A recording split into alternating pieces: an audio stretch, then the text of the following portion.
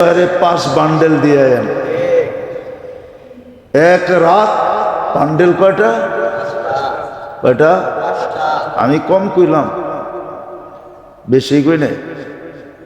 হ্যাঁ, অ্যাপোলোতে গেলে তো হয়তো 10টাও হইতে পারতো, আরো বেশি হইতে পারতো, ঠিক না? দিয়ে আসছে, রেজাল্ট কি বেরিয়েছে? ফুড পয়জন, আর কিচ্ছু নাই, চিন্তা করেন না, বাইজান। অথচ 500 টাকা খরচ করলেই হইতো, বা 5000 টাকা খরচ করলেই হইতো প্রতিবেশীর জন্য। তাইলে প্রতিবেশীর চোখ পড়তো না, নজর লাগতো না, খানার ভিতরে যে পড়তো না, আর আপনার খায়া ফুড পয়জন হইতো না। আমার কথা মানবেন তো না? তাইলে ফুড পয়জন হইতো না আপনার। তো ধনীরা আছে, কিতাবে আছে দুনিয়ার অবস্থা। ধনীরা যখন বখিল হয় তো দুনিয়ার অবস্থা কি হয়, এটা কিতাবে আছে। কোনো একদিন মনে হইলে শোনা মনে, কোনো একদিন যদি মনে ওঠে, আর যদি আল্লাহ এইখানে রিজিক রাখে, তাহলে কোনো একদিন শোনা মনে যে ধনী যখন বখিল হয়, এটার প্রভাব দুনিয়ার উপরে কি পড়ে, এটা কিতাবে লেখা আছে। কতটুকু প্রভাব পড়ে দুনিয়ার উপরে, সমাজের উপরে কতটুকু প্রভাব পড়ে, তখন সমাজ কি হয়, কিরকম হয়, সমাজের চিত্র কিরকম হয়, সমাজের ছবি কিরকম হয়, সমাজের মানুষগুলা কিরকম হয়, আজকে বলা সম্ভব না। এতটুকুই বললাম যতটুকু বললাম। এটা শুধু ধনীদের হিসাব করে জাকাত না দেওয়ার কারণে, পাই হিসাব করে, আর গরিবদের হক না দেওয়ার কারণে, ভিক্ষুকের গরিবের হক না দেওয়ার কারণে। আল্লাহ গরিবের হক রাখছে আপনার কাছে, আমার কাছে। হক্কুন লিসাইলি ওয়াল মাহরুম। আল্লাহ বলে, আমি তো ওকে সুয়ালকারী বানাইছি, আমি তো ওকে বঞ্চিত বানাইছি। নাইলে ইচ্ছা করলে তোমাকে এই জায়গায় না ওইখানে দিতে পারতাম। কিতাবে সত্য কাহিনী আছে, সত্য কাহিনী। সত্য কাহিনী আছে। কোনো অনারব লেখলে আমি বলতাম না, আরবরা লেখলে কাহিনী বড় চিন্তা ভাবনা করে লেখে। এই জন্য আরবদের কিতাবে লেখা আছে কাহিনী, আরবদের কিতাবে লেখা আছে, আরবদের কিতাবে লেখা আছে। আরবদের কিতাবে লেখা আছে এক মহিলার নাকি প্রথম বিয়ে হয়েছে, প্রথম বিয়ে। তা একদিন স্বামীর সাথে খাইতে বসছে, তো ভিক্ষুক আসছে যে ক্ষুধার্ত কিছু দাও। তো মহিলা বলছে কিছু দিয়ে আসবো। তো বেটায় ভিক্ষুকরে ধাক্কা দিয়া বাহির করে দিছে। তো কয়েকদিন পরে ওই যেই প্রথম বিয়ে যেখানে বড় মালদার ছিল, কয়েকদিন পরে গরিব হয়ে গেছে।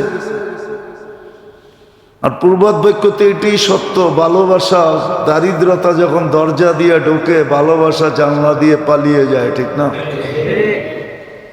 তো প্রথম স্ত্রী আর কয়দিন থাকবে, এর থেকে তালাক নিয়ে চলে আসছে।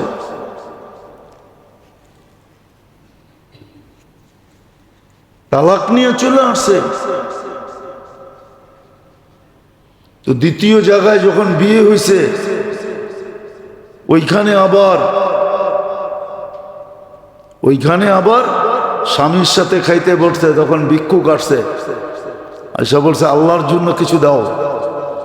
তো স্বামী স্ত্রীকে বলছে দিয়ে আসো, আমরা যাই খাইতেছিলাম পুরাটা উঠে দিয়ে আসো, আমরা নতুন আবার হয়তো অন্য বেলা খাবো, নাহলে পাক্কুরা খাবো।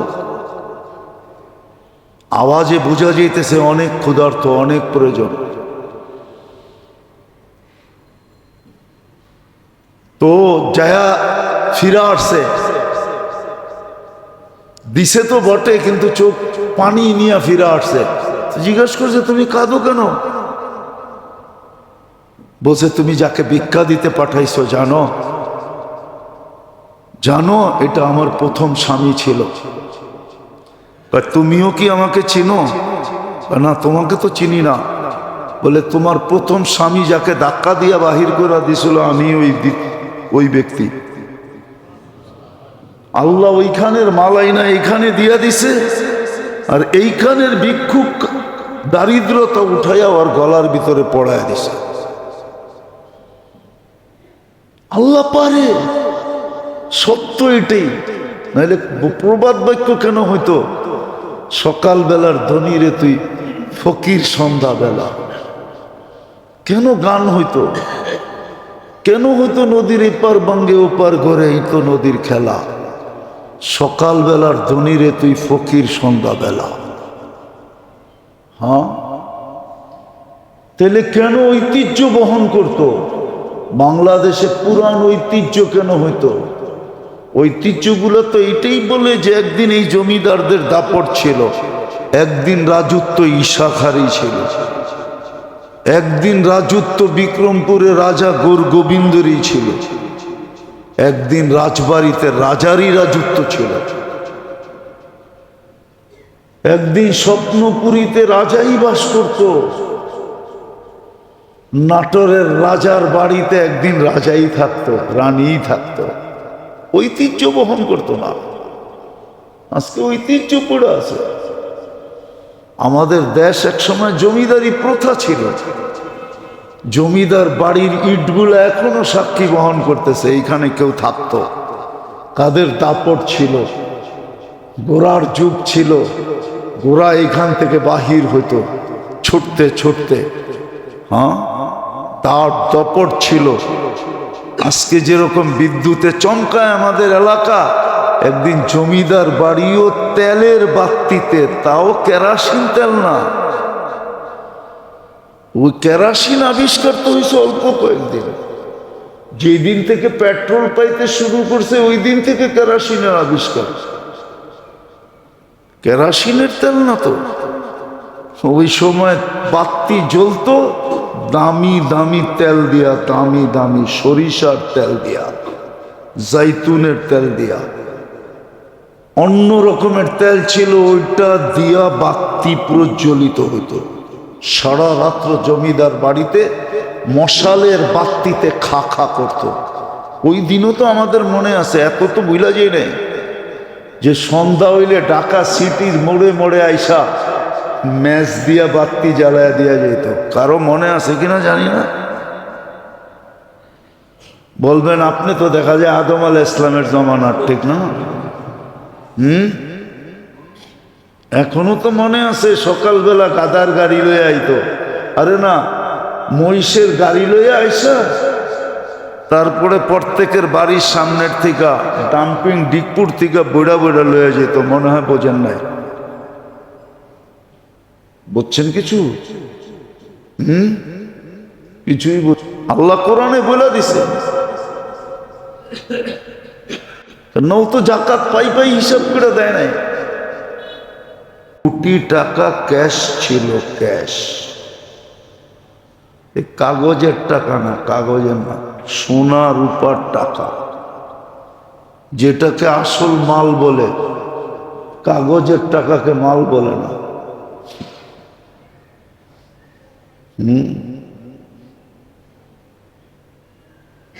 কাগজের টাকা যার কাছে থাকে ওরে মালদার বলে, আর সোনার উপর টাকা যার কাছে থাকে ওরে গনি বলে, গনি। ওইগুলো ধনী। আমাকে যেটি আছে এটি একটু ধনী না। বললে তো আবার মিডিয়ায় কথা চলে যাবে। আমাদের সমাজের ধনীর চেয়ে বড় ফকির কেউ নাই। নিজের উপরে খরচ করার নাম কি ধন নাকি? হ্যাঁ, রাগ হয়ে যান না, মিডিয়ায় কথা চলে যাবে। আমাদের সমাজে যারা নিজের ধনী বলে ওরা ধনী না। ওদের চেয়ে যার ভিতরে লোভ আছে ও ধনী হয় কেমনে? ধনীদের তো সারাদিন লোভ আরো ধন আসুক, আরো আসুক, আরো আসুক, আরো আসুক, তো ও আবার ধনী হয় কেমনে? যেটা বুঝাইতেছিলাম, অন্যদিকে যেতেছিলাম। রমজানে দান খয়রাত করার সওয়াব ছিল আল্লাহর রাস্তায় খরচ করার সমান। নিচে 7 লাখ, উপরে 49 কোটি। 1 টাকায় 7 লাখ টাকার সওয়াব হতো। কিন্তু পাই হিসাব করে তো জাকাতই দেয় না। বাকি দিব তো দূরের কথা, সদকা দিব তো দূরের কথা। এই জন্য তো মুসলমানের পয়সা মাইসে খায়। মুসলমানের পয়সা নাইলে এই প্রবাদ বাক্য হতো না কোনোদিন। তোকে খাবে পোকে, পয়সা খাবে লোকে। এই প্রবাদ বাক্য কোনোদিন হতো না। জাকাত পাই দেয় না দিকে তোর পয়সা অন্য খায়। যা দেখেন আমার দেশের হাজারো কোটি টাকা, লক্ষ কোটি টাকা অন্যের জেবে চলে গেছে। ইঙ্গিতে বললাম, অন্যের জেবে চলে গেছে। যে জিজ্ঞাসা করে দেখেন, যেটি পাচার করে নিছে ওটি কয় টাকা পাইছে। আমাদেরকে দুনিয়া বুঝাইতে হবে না, আমরা দুনিয়া ঘুইরা তারপরে বাংলাদেশে নামছি। আমি দুনিয়া চিনি, আমারে দুনিয়া বুঝাইতে হবে না। আপনি আমাকে শিক্ষা দীক্ষার প্রভাব দিয়ে দুনিয়া বুঝাইবেন, এত সহজ না আমাকে বোঝানো। মিডিয়া দিয়ে বুঝাবেন, এত সহজ না। আমি দুনিয়া ঘুরে দেখি তো, এর জন্য আমি জানি। তো জাকাত যে না দেয়, জাকাতে যে কৃপণতা করে, ওর জন্যই এই প্রবাদ বাক্য, পয়সা খাবে লোকে, পোকে খাবে পোকে। আর পোকে খায়া যদি শেষও করতো, তাইলেও তো মনকে বুঝাইতে পারতাম, শেষ তো হবে না। শেষ হয়ে গেলে তো সান্ত্বনা হইতো যে শেষ, আর কোনো কাহিনী নাই। দেহটা না পোকে খাবে, বাকি তো খাবে না। বাকি কাহিনী তো সারা জীবন ভোগ করতে হবে। সত্য এটাই। যাক, যেটা আমি বুঝাইতেছিলাম যেটা, যে এই যে রমজান আসলো, আমি কতটুকু উপকৃত হলাম সর্বদিক দিয়া। আমি কতটুকু উপকৃত হলাম সর্বদিক দিয়ে, আমি কতটুকু উপকৃত হলাম।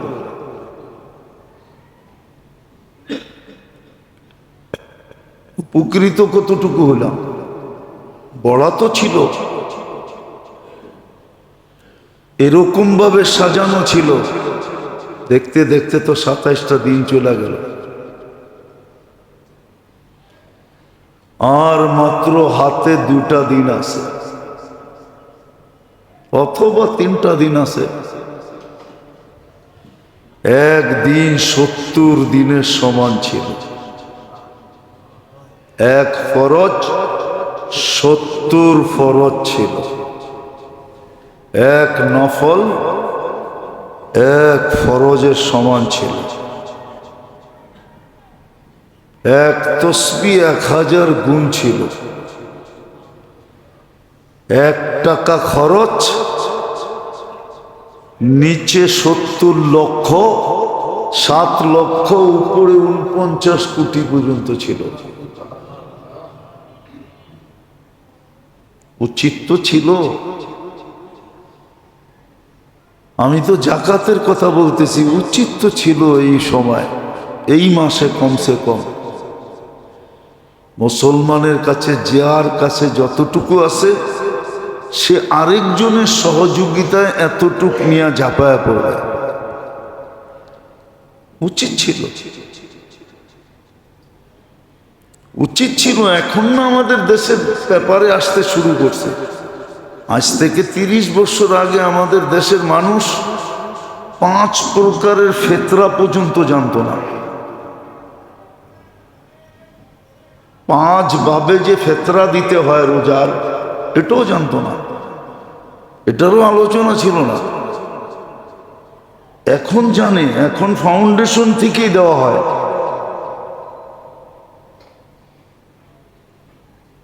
তিরিশ 35 বছর আগে কেউ জানতো না। আমার মনে আছে প্রথম যখন আমি এসে এখানে বলছি, কিছু লোক এখনো বেঁচে আছে, জিজ্ঞাসা করছে এটা আবার কি বলতেছেন, যে 5 ভাবে ফেতরা দিতে হয়, 5 জিনিসের দাম, গম, জব, খেজুর, কিশমিশ, তারপরে পনির। এটা তো আশ্চর্য বোধ করছে প্রথম যখন বলা হয়েছে। এইখানে লোক এখনো 2-1 জন বেঁচে আছে, বাকি অনেক কবরে চলে গেছে, যে এটা কি বলতেছেন। জীবনভর শুনে আসলাম গমের দাম দিতে হবে।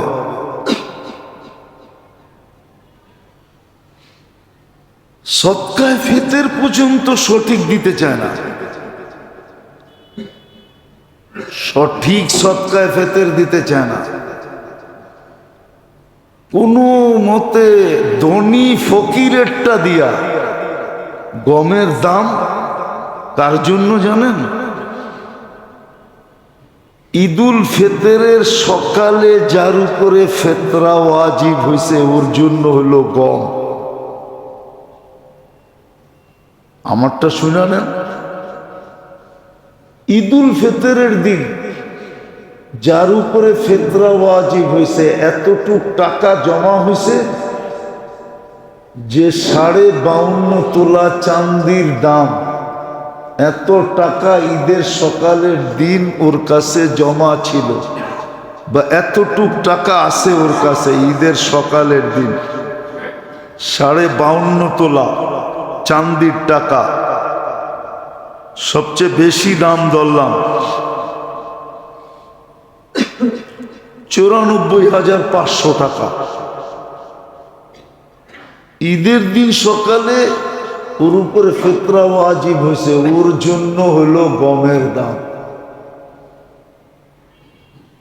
আর যার উপরে যাকাত ওয়াজিব আগের থেকেই, বা রমজানে আইসা যাকাত ওয়াজিব হয়ে গেছে, ও তো 4টার যে কোনো একটা দিবে।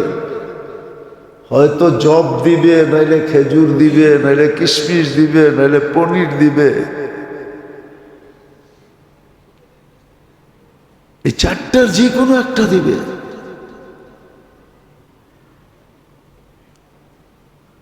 আর একটা কথা মনে রাখেন, আল্লাহকে দিতে যার দিলে ধাক্কা লাগে না, ধাক্কা, ধাক্কা বোঝেন? কি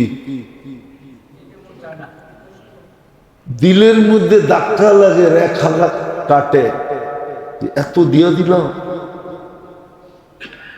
যার দিলের ভিতরে কিঞ্চিত রেখা কাটে, ও চাই না নেক, আল্লাহ ওকে দিতে এরকমই লাগবে।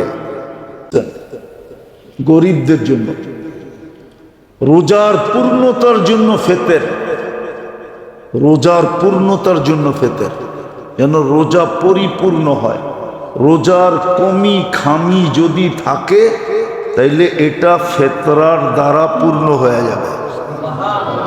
আর যতক্ষণ পর্যন্ত ফিতরা না দিবে, যদি ফিতরা ওয়াজিব হয়ে থাকে আর না দিবে, ততক্ষণ পর্যন্ত রোজা পেন্ডিং থাকবে। দেখেন না আমাদের অফিসে ফাইল পড়ে আছে, যদি জিগা এতদিন পরে রইল কেন, পাওই তো লাগান নাই, মনে হয় বোঝেন না। বোঝেন? পাওই তো, এটা হাঁটবে কেমনে? পাও বোঝেন? টেবিলের নিচ দিয়ে তো দেনই নাই, কোথেকে যে বইটা, ঠিক না? তো রোজা পেন্ডিং থাকবে, কবুল হবে না, যাবে না। কবুল তো পরের কথা, উপরে উঠবে না, এক স্তর পর্যন্ত ওইটা পেন্ডিং হয়ে যাবে, স্টপ হয়ে যাবে। এই জন্য ফিতরা সাধ্য অনুযায়ী দেওয়া চাই, মন খুইলা দেওয়া চাই। আপনাকে যতটুকু সমর্থ দিছে আল্লাহ। আর আজকাল তো আগের মতো নাই যে এক গড়ের টি বাহির হইলেই মহল্লা বইরা যেত, মিছিল হইত। আগে ছিল। আপনাকে বেশি দূরে যেতে হইব না, যাবেন, আমি আপনাকে পাঠায় দিই বরিশাল, যে জিজ্ঞাসা করবেন মাস্টার সাহেবের বাড়ি কোনটা। ওনার 21 জন সন্তান। কয়জন?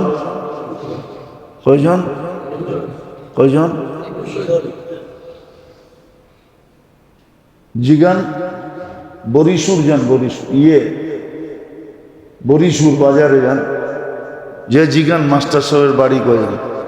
21 জন যদি এক বাড়িতে বাইরে তো মিছিল না তো কি? এখন তো কোনো বাড়িতে টোকাইয়া 2টার বেশি পাওয়া যায় না, ঠিক না?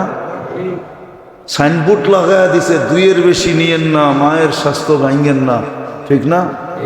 কি ঠিক না? তো স্বাস্থ্য ভাঙে না, কি হয়? কি কে জানি কি কইল? হ্যাঁ, স্বাস্থ্য ভাঙে না, স্বাস্থ্য অকেজো হয়। কি হয়? বেশি মোটা হয় তো অকেজো, ওটা তো অকেজো। তো এখন তো 2-এর বেশি নাই কারো বাড়িতে, আছে নাকি? কারো তো নাই।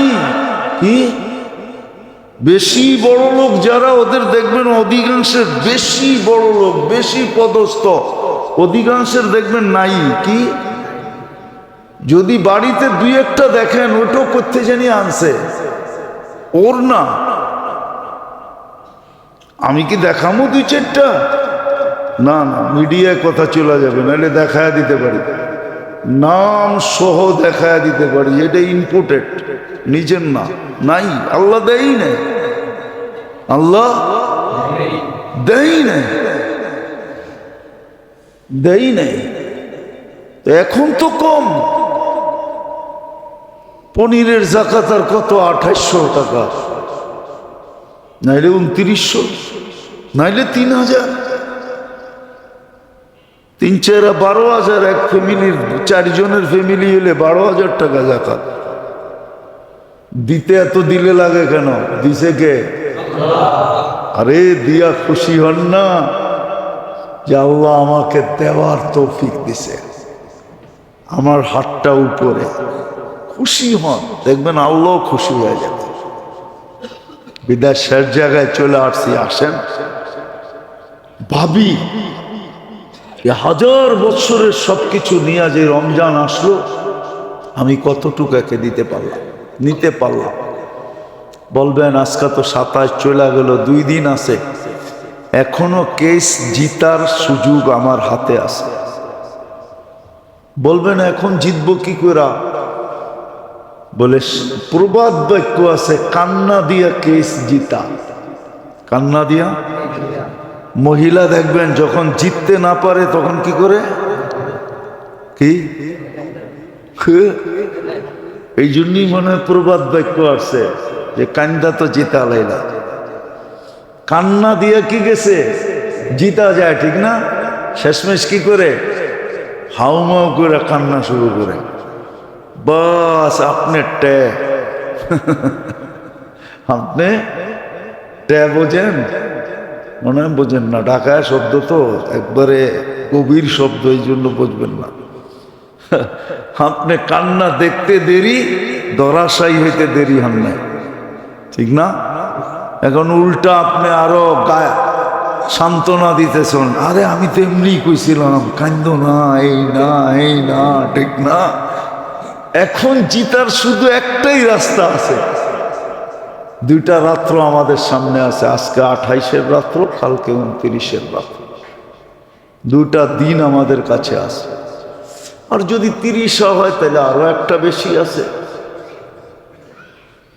এখন যদি কান্নার মাধ্যমে জিততে পারি,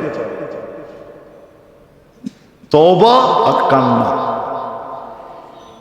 তওবা আর কান্নার মাধ্যমে যদি জিততে পারি, তওবা করতে হবে, মনের থেকে তওবা। আবার তওবার এরকম হইতে হবে যে আর যেন এটার ভঙ্গ না হয়। ভুলে হয়ে গেল ওটা ভিন্ন কথা, মনের থেকে তওবা করা আর চোখের পানি ঝরা। যদি কান্নার মতো কাঁদতে পারি, বলবেন পানি তো আসে না, কি করব? কেননা এটা গরিবদের জন্য আল্লাহ রসুল নির্ধারণ করছেন। কাঁচা বাথরুম ছিল, কাঁচা জন্য করতে বুঝবেন, বুঝেন না? পাও না, যে তোমার কাছে হাত পাচ্ছে ও তোমার কাছে পাও না, পাবে বিদায় হাত পাচ্ছে। আমি তোমাকে হাত পাতা বানাইতে পারতাম আর ওকে তোমার জায়গায় বসাইতে পারতাম, কিন্তু আমি ওকে হাত পাতা বানাইছি, তোমাকে আমি দেনেওয়ালা বানাইছি, আমি আল্লাহ বানাইছি। তো কোরআন বলে দিছে ও তো পাওনাটা চাইতেছে, পাওনাটা, তুই ওরে ধাক্কাস কেন? এই জন্যই তো আরেক জায়গায় বলছে আম্মা সাইলা ফালা তানহার, গোড়ার উপরে চড়েও যদি আসে আর মার্সিডিজ গাড়ি নিয়েও যদি ভিক্ষা করতে আসে আর যদি বলে আল্লাহর নামে দে, খালি ফিরেও না। কিন্তু পাওনাটা নিতে আসছে। হক্কুল লিসাইলি ওয়াল মাহরুম, এটা পাওনা। দান খয়রাত তোর পাওনা ছিল, দেই নাই, দেই নাই, রমজানে দেই না, ওয়াক্তান ফাওয়াক্তান দেই না। কত মানুষ আছে আত্মীয় স্বজন পর্যন্ত অভিযোগ করে, দুয়ারে আইসা বসা থাকে, আত্মীয় স্বজনদের পর্যন্ত ধাক্কা দেয়, অথচ যেখানে 2 গুণ সওয়াব পাওয়া যায়, কত ডাবল ডাবল সওয়াব, আল্লাহর রাস্তার দ্বিগুণ পাবেন, দ্বিগুণ ডাবল এই রমজানে আত্মীয় স্বজনকে দিলে। উচিত ছিল খুঁজা খুঁজা দেওয়া। পাড়া প্রতিবেশীরে দিলে ডাবল পাবেন, এরাও আত্মীয়র অন্তর্ভুক্ত হয়, প্রতিবেশী এরাও আত্মীয়র অন্তর্ভুক্ত, কিন্তু খবরই নেয় না, খবরই নেয় না। একটা কথা বলতেছি, বর্তমান মানুষ 2 আগুনে জ্বলতেছে। কয় আগুনে? কয় আগুনে? 2 না, আরো একটু বেশি। মানুষ জ্বলতেছে এই কয়টা আগুনে: হিংসা, বিদ্বেষ, হিংসা, বিদ্বেষ, লোভ, লালসা, ঠিক না? পঞ্চম আরেকটা আছে, সবচেয়ে বেশি বর্তমানে ভুগতেছি আমরা, মানুষের চোখের কারণে। যদি ধনীরা আদায় করতো এটা, তাইলে কোনোদিন হিংসা বিদ্বেষ দুনিয়াতে হতো না। ধনীরা যদি পাই পাই হিসাব করে করত, পাই পাই হিসাব করে দিত, দান সৎকা যদি গরিবের হক মনে করে দান করতে থাকতো, তাহলে কোনোদিন দুনিয়াতে এত লোভ, লালসা, হিংসা, বিদ্বেষ তৈরি হতো না, এত চক্ষু লাগতো না। দুনিয়ায় 70% রোগ চোখের কারণে। কেননা আপনার বাড়ির ঘ্রাণ বহুত মানুষের দিল জ্বালায়, তখন ওই চোখের রে যায় আপনার বাড়ির উপরে পড়ে, ওটার থেকে আপনি রুগী হন। খাওয়ার ভিতরে যায় পড়ে, ওই খানা খান, তারপরে ফুড পয়জন হয়, তারপরে যায়